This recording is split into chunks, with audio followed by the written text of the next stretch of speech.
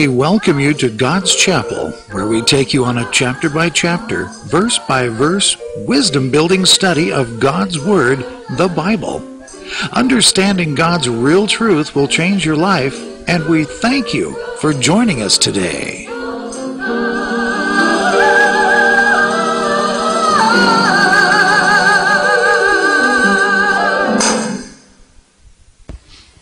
Well, all right. How you doing today? I'm glad that you could join us. We're going to have a good time today. We're working on a thing that's titled, this is part of our Forbidden Questions series. This is number 4, and it's titled Satan's Easter. Now, we've got a video that is Passover in our collection. Subject video, so it says subject, Passover. I want you to watch that video, because that tells you what we are supposed to be doing at Passover. It tells you when it is, how to know when it is. It's actually 14 days after the spring or vernal equinox.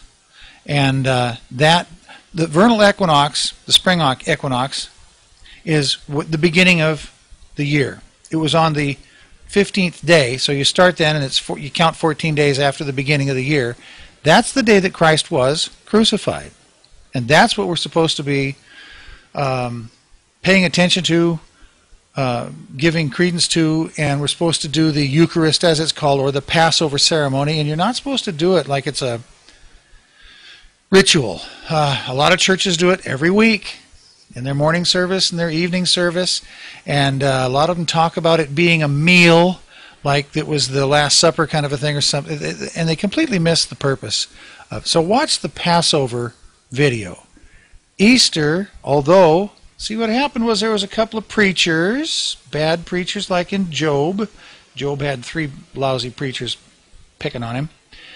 But there are a lot of churches that put this Easter stuff out there as if it has something to do with God. Now, I'm not here to hurt anybody. I'm here to tell you the truth. The fact is that a lot of churches make a lot of money on Easter. The problem with Easter is, and you're just going to have to bear with me here, pretend I'm telling you the truth, because I'm going to show you some proofs that you, oh man, wait till you get to the pictures. Yow! They're pretty telling, aren't they, Alan? Oh my God. Okay. One of Satan's tricks is that he gets, because the churches make money, he's basically paying the money to get them to talk about Ishtar, Easter, as if it's a good thing. The fact is that it's just like the flyaway doctrine and the rapture theory, and we'll get to those too. It's not in the Bible, and in fact God is completely against it. And you'll see why. Just bear with me, I'm not trying to spill the beans here. Believe me, the proof is really something. So it would be like a sergeant in the army or somebody that was in charge of the troops, okay? And let's say this sergeant is going to teach you a bunch of stuff that will get you killed. How to kill yourself when you meet the enemy. How to let the enemy kill you. And he would make you think that you're doing the right thing, make you think that you're doing what a soldier should do for our side. But in reality, the instructions that he gave you would have you sacrificing yourself on the enemy's weapons. There's a number of things in the churches about this: the rapture theory, the flyaway doctrine, the well, there are some others.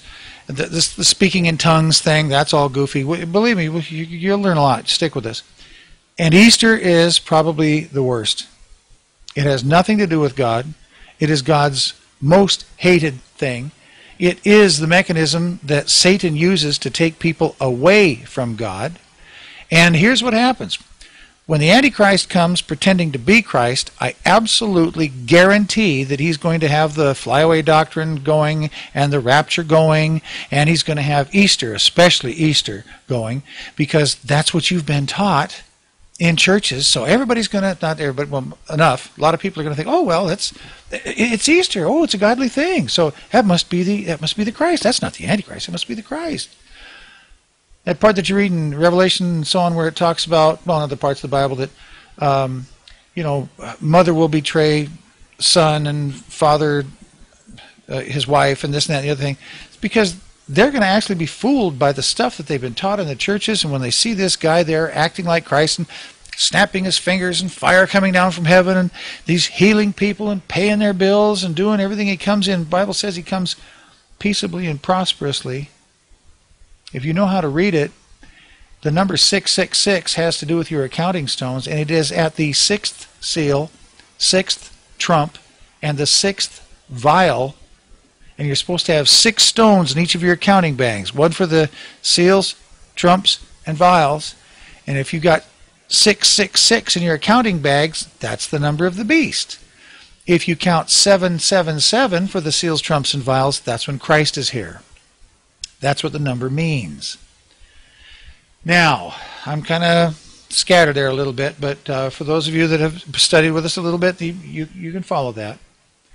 Easter started out. How did it start out? It started out as a pagan, that means without any religious stuff attached to it, a pagan holiday. And at that time of the year that we have it, it's spring. So that's what the spring equinox is. Equinox means equal night. So it's the same amount of hours of day as there is night.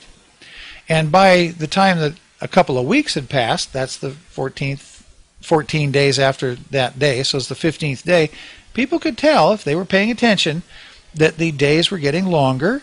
Also, at that time, it was getting warmer, and because of the sun's position in the sky, and plants were responding. They could tell that the leaves were growing, and the buds were beginning, and the little flowers were starting up. And it was a great, wonderful holiday that they had. It was like, best holidays all rolled into one. They were going to live for another year. Oh my God, we're going to live. There's plants on the trees. We're going to have food to eat. Yahoo! And so they had a party. They had all kinds of parties, naturally. Now these are the pagans. Nothing to do with religion, nothing to do with God or Satan yet. Well, Satan got into it, and he turned it into a bunch of Ishtar, Easter stuff. And Easter, in the bottom line, is all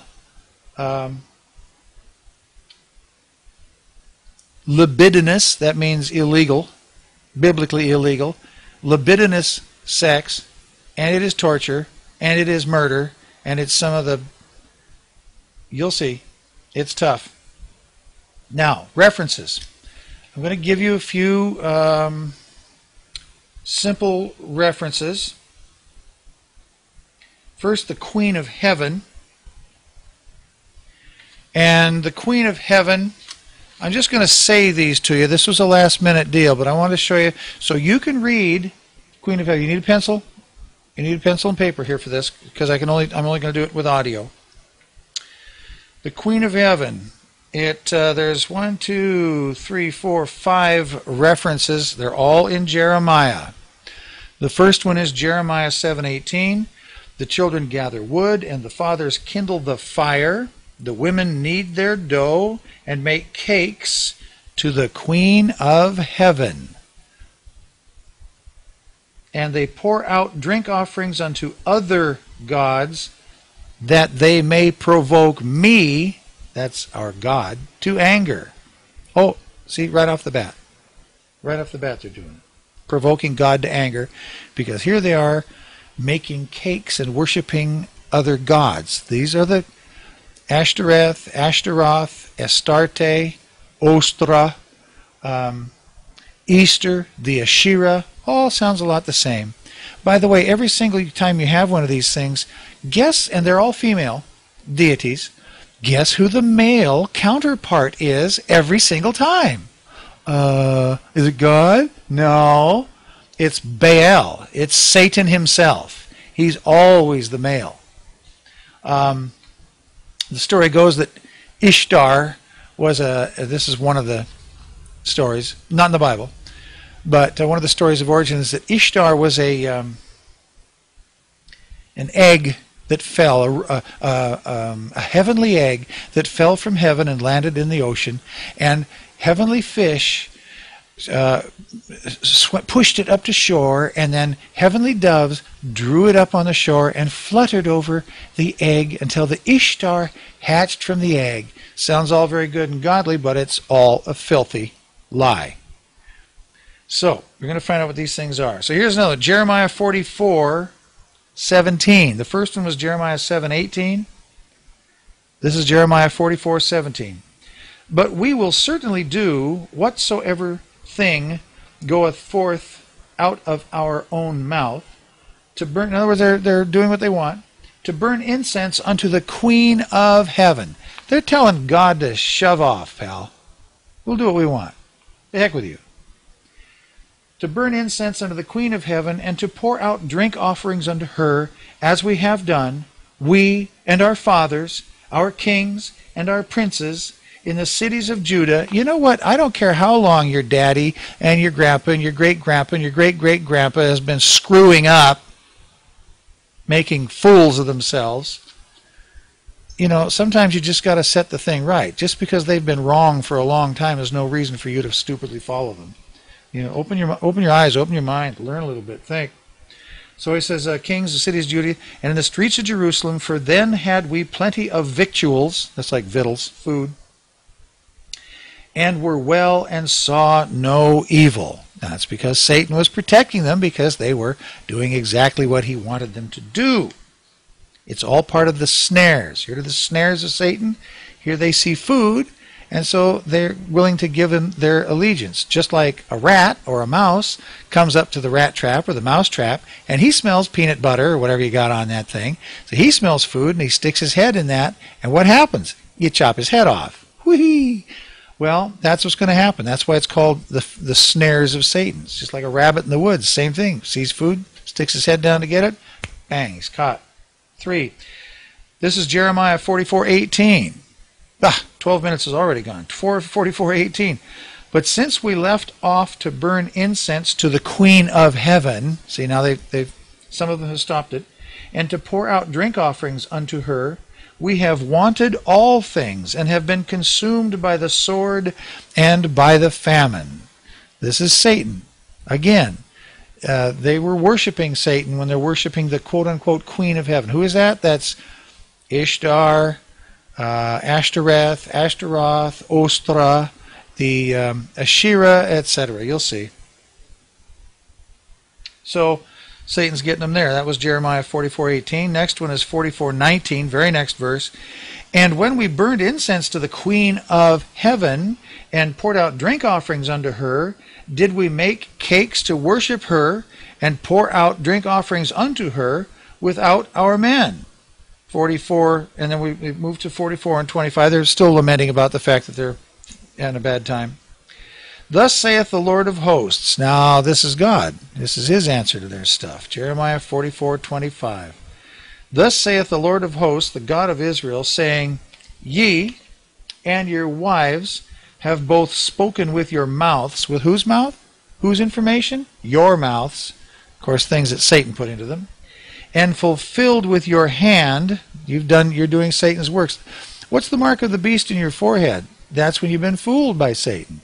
What's the mark of the beast in your right hand? That's when you're doing his works, when you're furthering his cause. So, both spoken with your mouths and fulfilled with your hands, saying, We will surely perform our vows that we have vowed to burn incense to the Queen of Heaven, Ishtar, and to pour out drink offerings unto her. Ye will surely accomplish your vows and surely perform your vows. Now, if you read around these references, you will find exactly what God thinks about the Queen of Heaven, about Easter. It's a bunch of garbage. It's a lie. Satan wants you to believe that stuff, and he'll get you, oh yeah, baby. Now, the next is the groves, and I'm only going to read a few of these, and I'm going to be putting up a list while I'm reading them, and I'm not necessarily going to give you the references. This is a long list. I'm going to be putting them up. Page 1. Now the groves. What are the the groves. What are these groves?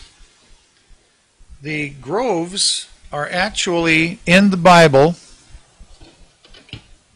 under the word of Asherah. The word Asherah is a strange Hebrew word, and it has to do with something which is upright and uprighteous. Okay? The Washington Monument in Washington, D.C. would be a proper Asherah.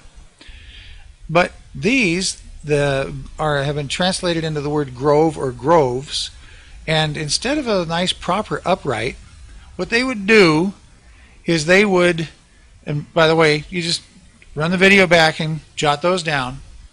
What they would do is they would take like the trees, and they would cut the trees off, leaving a tall bit of the tree trunk standing, and then they would carve all sorts of phallic symbols on that tree trunk, and these places became their altars.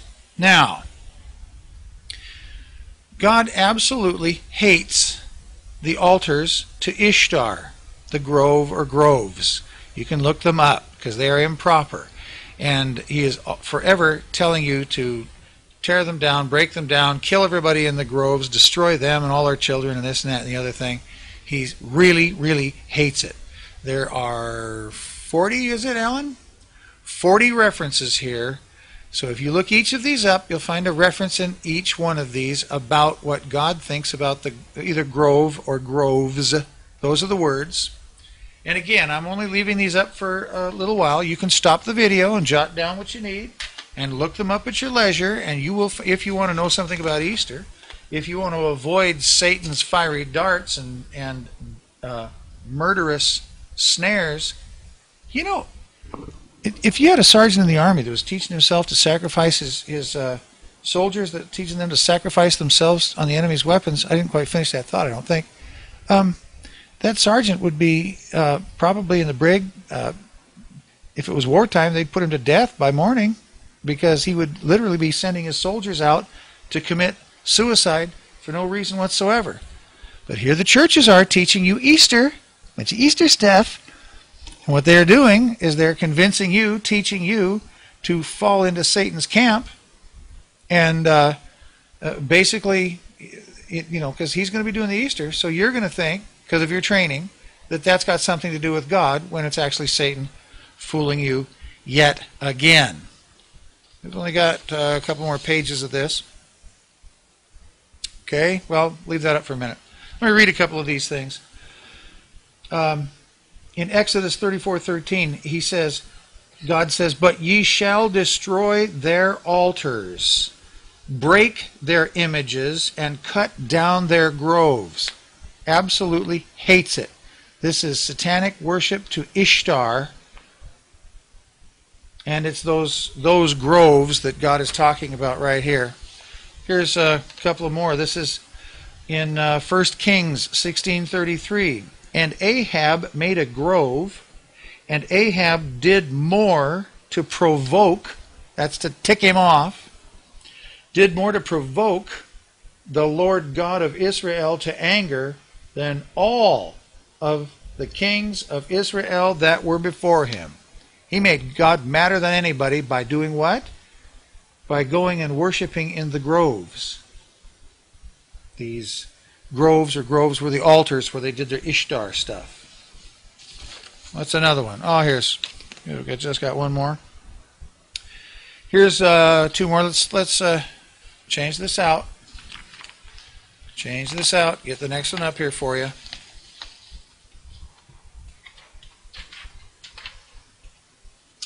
Now, you might think I'm goofy, but the reason I'm telling you all these references is so you can read it in the Bible for yourself and make up your own mind. I don't care right now how much you may like or dislike me, but if I am saving you, whoops, there we go. If I am saving you from Satan's fiery darts and snares, if you learn something and learn how to protect yourself, then I've done a good deed for you. While you can jot, like I say, you can stop the video and jot those down. I'll leave them there for a bit. This is 2 Kings 23:7 and 23:14. 23:7 says, "And he brake down the houses of the Sodomites." Do you know what sodomy is? That's why the town was named Sodom. It means in the back, Bob. Now, then also its neighboring town was Gomorrah. Do you know what Gomorrah means? It means with animals. Yeah. And that's all in the area of Babylon, Babylonia, and Shinar. And we got the same people living in that same place. You look at our other videos, you'll see what it is. You got the same synagogue of Satan living in that area. I mean, these are the folks that ran the airplanes into our trade centers, the World Trade Centers. All they want to do is murder us, kill us. It's no different, nothing new. 2 Kings 23:14, and he brake in pieces the images and cut down the groves and filled their places with the bones of men.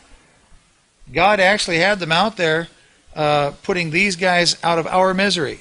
The people, the worshipers, it was an edict from God. Read around it, you'll see. Okay, we got one more page.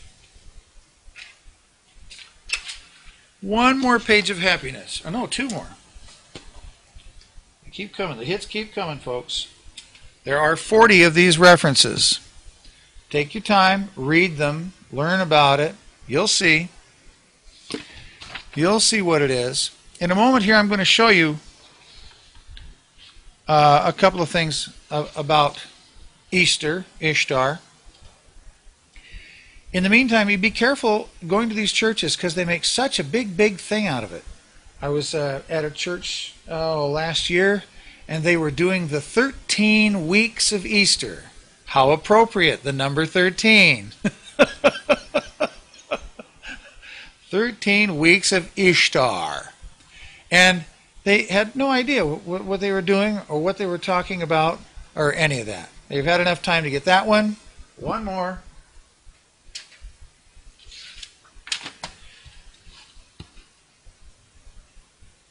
And again, I just go through these on your video, stop the video, jot down these references. There's 40 of them. Read them, read around them, read the text around each of them, and you will learn something. Really learn something. So, okay. Now, the word Antichrist, what does anti mean? Well, it means the instead of, or the pretend. So the Antichrist means that Satan is going to be here pretending to be Christ. That's what the Antichrist is. Now, we want to get into some of these deities. There's a number of them. I'm going to put this little form up here, and I warn you that, use a little common sense here. This is, you have no idea how bad this stuff is. It's adult. It's a certain amount. Not bad. It's in the Bible. In fact, there's some stuff in the Bible that is a lot rougher than what I'm going to show you here. The Tijuana donkey show is listed in Ezekiel 23:20. Read about that. You'll see what it is. Now these are some of the, let me pull this down a little bit. These are some of the deities. There's Ashtoreth, Ashtaroth, and some others. And I'm reading now from the panel right here. The Easter is, by this authority, the English version of it. Istre is the Anglo-Saxon version, Istre or Istri. Ishtar is the Babylonian. What was that? Babel. Well, that's God's, Satan's stronghold there. The synagogue of Satan is Babylonian. Ashtaroth is a Hebrew word, and Astarte is the Greek. And this text down below says, Astarte is the Phoenician and Greek fertility goddess. Say something about that. We haven't explained the rabbit, the little bunny rabbits. Well, while we're here and discussing this thing, the ancient symbolism for male prowess, fertility, whatever you want to call it, libido, is the bunnies. If you've ever been to a little bunny farm, you'll see that the little boy bunny has quite a time. I mean, he's fast like a rabbit, and he has, it's quite a bit of activity, and when he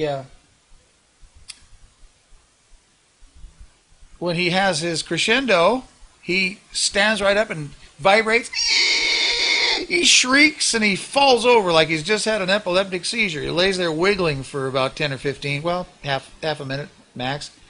All of a sudden he pops up, kind of shakes his head as if, oh, wow, and he's right back after it again. That's why the bunnies. It's all libidinous sex, remember?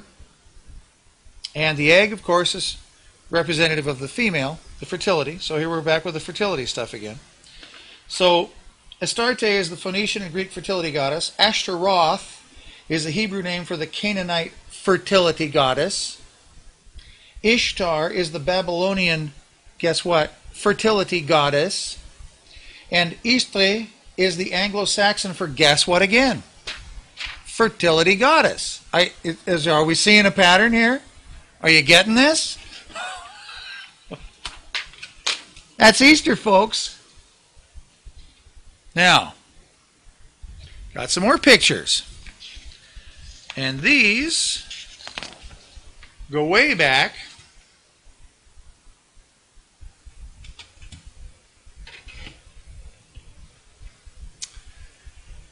And these are off the walls of various ancient buildings, tombs, that sort of stuff.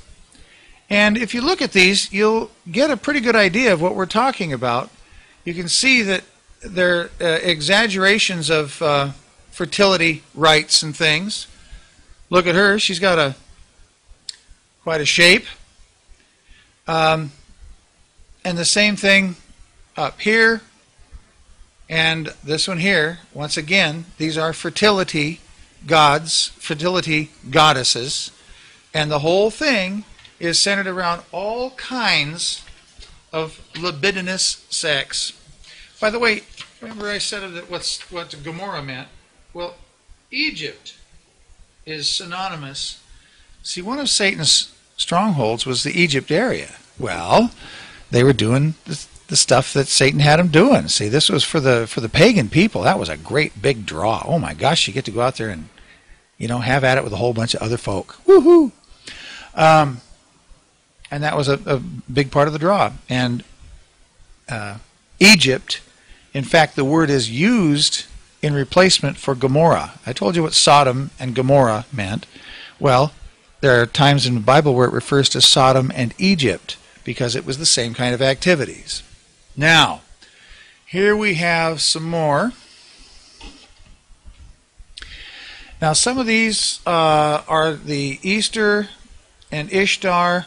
One in particular is a little bit different, and that would be this one right here.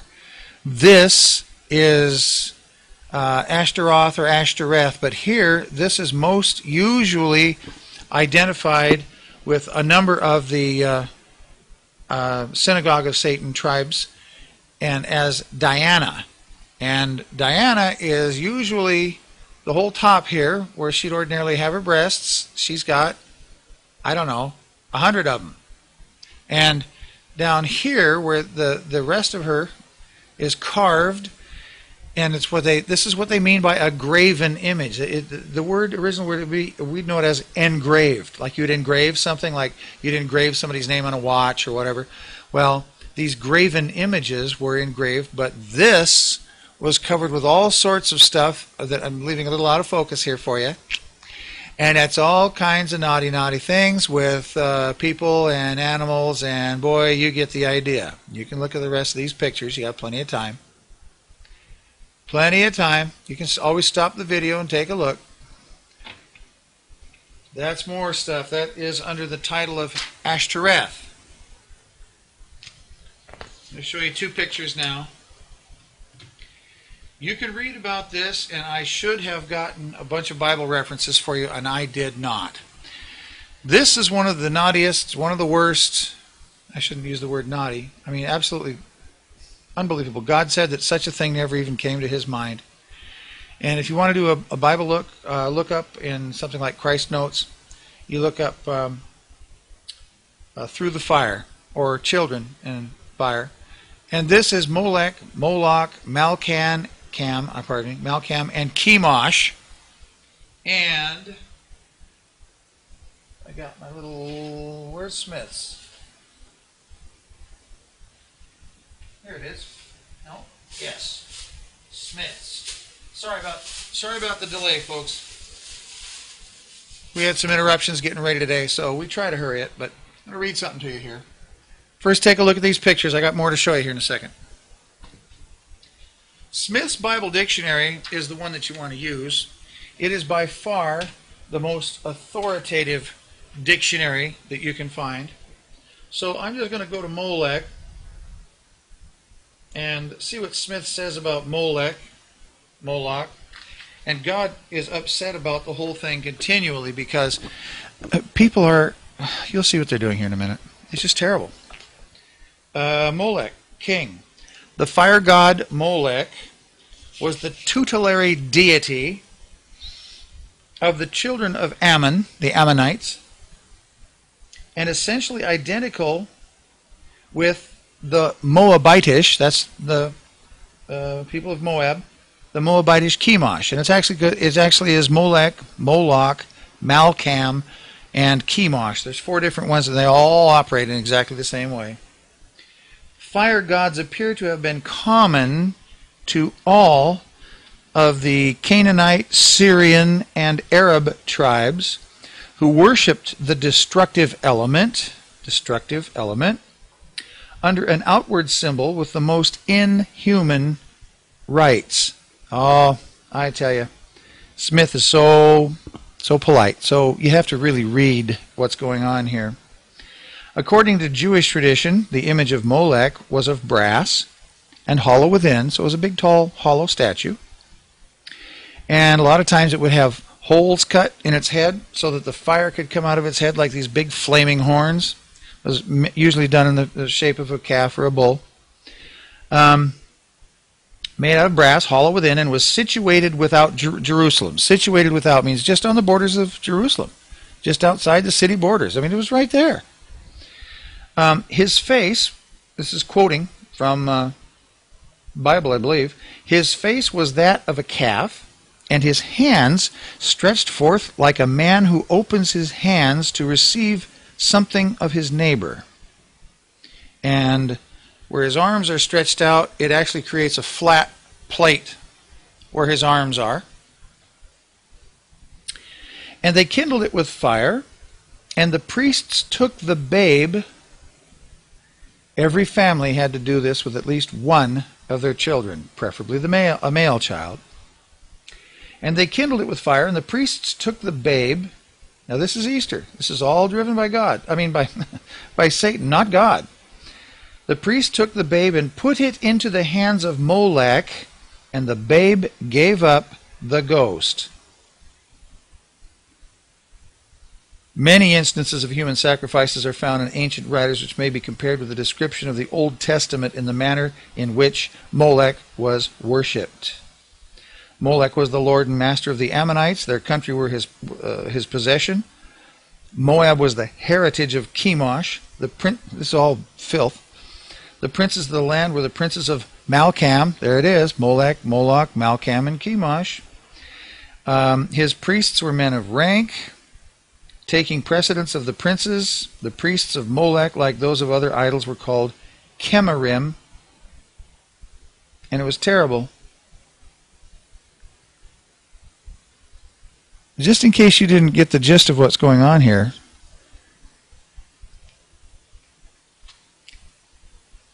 and God says that such a thing, how can you pass your children through the fire? Such a thing never came to my mind. I can't believe it. Each family had to take at least one child, preferably male, and throw it on this thing and grill their live child to death.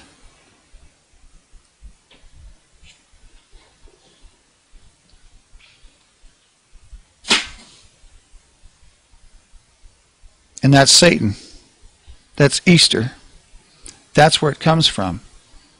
It's all neatly veiled nowadays with a bunch of pomp and circumstance and bull stuff, baloney, that the church has put out. these ignorant preachers, priests, whatever, teaching people to sacrifice themselves on Satan's fiery darts.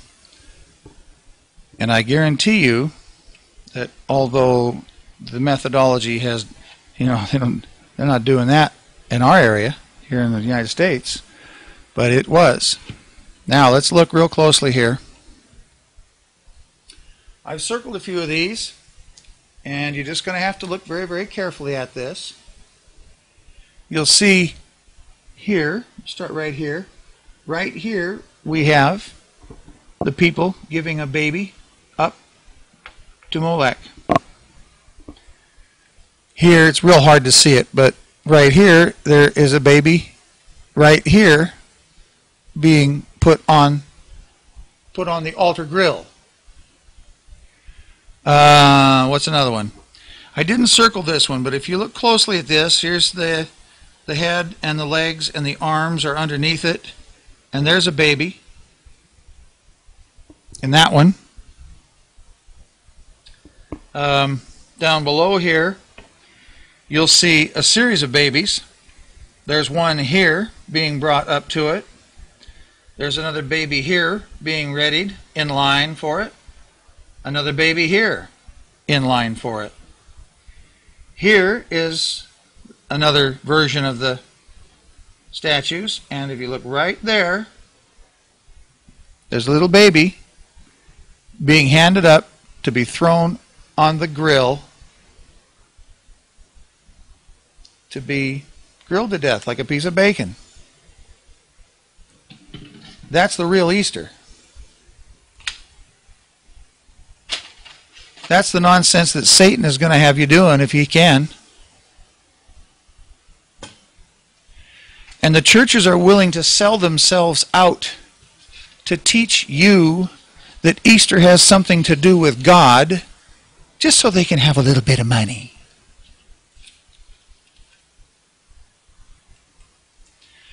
Now don't get mad at me, because I am not making this up. This is the way it is. If there's anybody out there in a church, any priests, preachers, this, that, the other thing, I don't want to hear your garbage.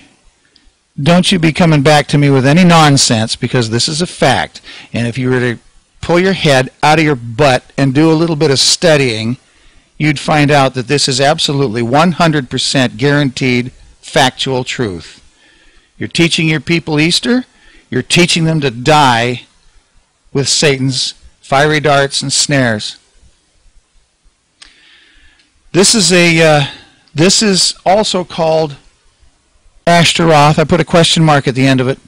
Always remember that the male counterpart to the female Ishtar stuff is always Baal.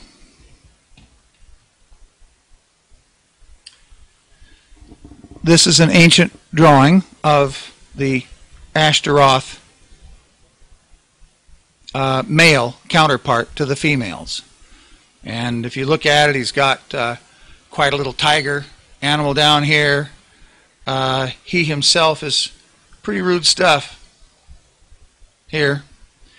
And there's all kinds of naughty, bad, awful death, destruction, and so on things going on. This is on a video. You can stop and look at it a little bit if you want to.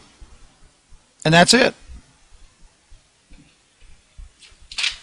Now, there is a whole bunch more.